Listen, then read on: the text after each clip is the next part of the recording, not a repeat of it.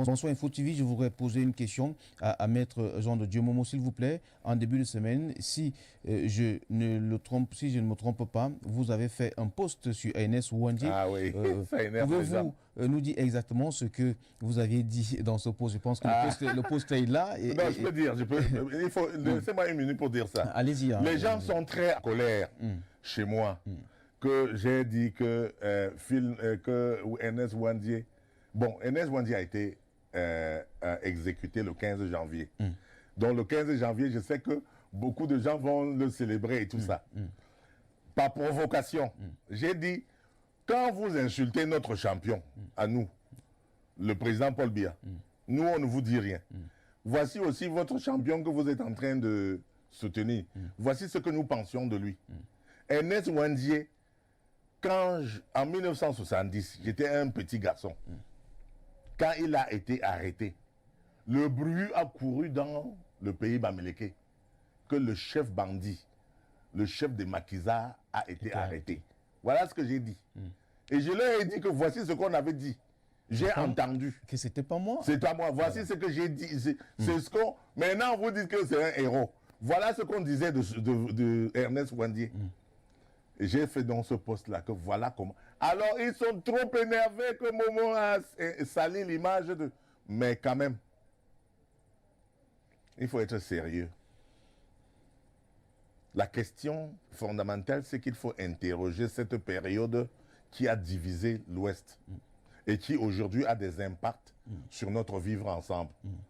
Si Ernest Ouandie est le héros, comme il y a un décret de pacification de la République pris par le chef de l'État Paul Biya pour maintenir la paix, pour faire de lui le héros national. Ceux qui ont tué mon père, le chef Bafou, le chef Ngouajo, le 22 septembre 1959, et qui se réclament de Ernest Ouandie, qui se réclament comme étant ses partisans. Si Ernest Ouandie est un héros, c'est que ceux qui ont tué le chef Bafou sont aussi des héros. Alors, mon chef est alors quoi? Puisque à cette époque, l'Ouest a basculé dans le maquis. Mais Bafou, mon village, avec mon chef, mon roi, nous ne sommes pas allés dans le maquis. On a donc tué mon chef en disant qu'il est un fingon, qu'il est un traître, qu'il est traître à la cause du peuple. Le peuple dont il parle encore aujourd'hui. Ce n'est pas le peuple camerounais. C'est le peuple. Donc on a tué mon chef. Parce qu'il a refusé de faire la guerre. On est allé à la chefferie et on l'a éventré. On l'a tué. D'accord? Et ce sont les chefs, les chefs voisins qui se sont réunis pour dire que allons punir l'autre chef. Et j'ai donc posé la question dans mon poste. En quoi est-il différent de Phil Marshall qui tue les gens dans le nord-ouest et le sud-ouest? En quoi sont-ils différents? Moi, j'abrite chez moi les gens qui sont venus du nord-ouest et du sud-ouest. Ils ont fui de chez eux. Comme hier, nous aussi, nous avons fui notre village parce que le maquis était là.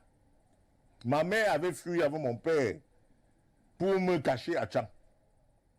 Parce que les autres fuyaient pour dormir en forêt. Nous, on est partis pour dormir chez maman Jeanne, là-bas au marché B, à Tchang. C'est là où nous sommes restés jusqu'à ce que le maquis ait fini, avant qu'on nous a ramenés au village. Nous étions les déplacés de guerre. Je pose donc la question. Vous qui sacralisez Ouandie, c'était votre héros. Mais nous, on n'était pas dans votre affaire. Tout le peuple bamileke n'était pas des maquisards. Comme ça se passe aujourd'hui. Et il ne faut pas croire, oui, comme ça se passe aujourd'hui dans le Nord. Les gens font croire que les bamileke sont des maquisards et que les bamileke sont toujours des opposants. Les bamileke n'ont pas toujours été des opposants. Il y avait M. Ouandie, il y avait les Momopol, il y avait les Singa Martin, il y avait les Fotso qui étaient des chefs. Et moi, je dis, nous qui étions, Tchang était le chef de région de l'Ouest. Les Abekinge qui sont entrés dans la rébellion, les gens de Tchang qui ont tué mon chef et qui sont entrés dans la rébellion, Tchang a gagné quoi? Nous avons perdu la capitale régionale. On a pris la capitale régionale pour amener à Bafoussam. Bafoussam était un petit bled comme ça. Aujourd'hui, Bafoussam est tellement vaste. Si Tchang était resté la capitale régionale, Tchang devait être Tchang, Fongondeng serait dans la ville. Fongo Togon serait dans la ville de Tchang. Fondonera serait dans la ville de Tchang. Sanchu, Fokwe, Bamendou, Penkam serait dans la ville de Tchang. La ville de Tchang serait étendue. Le goudron serait partout là-bas. Donc nous avons perdu. On a mal interprété votre poste. Non, bon, vous savez, moi, j'ai la responsabilité de ce que je dis. Les autres ont la responsabilité de ce qu'ils entendent. Ils veulent entendre autrement. Même s'ils entendent bien ce que je dis, ils vont transformer ça pour me faire mal voir. Ils ne m'aiment pas. Il y a ceux qui m'aiment. Heureusement, ils sont très nombreux. Sinon, moi, j'aurais déjà fermé ma bouche. Mais parce que je vois qu'il y a ceux qui comprennent mon discours. Dans le pays bamileke, à Tchang, les gens ont compris mon discours. Je suis allé faire ce discours-là à Tchang. J'ai dit, vous avez perdu la capitale. Et vous avez tout perdu. Aujourd'hui, vous pleurez qu'on n'a pas goudronné Fongondeng. Vous pleurez qu'il n'y a pas la route bitumée à Fondonera, à Fongo-Tongo. Alors que c'est vous, il faut qu'on perce l'abcès. Il faut percer l'abcès, enlever le pu avant de soigner la blessure. Il faut reconnaître que nous avons péché. On a dit que on n'accepte pas Aïdjo, que c'est Moumié qu'on veut comme président. C'est Moumié qu'on veut comme président. On a dit qu'on n'accepte pas Aïdjo. Aïdjo est resté au pouvoir jusqu'en 82. Après, ils ont dit qu'ils n'acceptent pas Paul Biya. Ils ont choisi Frundi. C'est toujours Paul Biya qui est au pouvoir. Frundi n'est pas arrivé au pouvoir. En 2018, ils se commettent la même erreur. Ils choisissent un autre candidat. J'ai dit, vous avez péché 3 fois. Vous vous êtes trompé 3 fois. Et vous continuez à vous tromper? D'accord.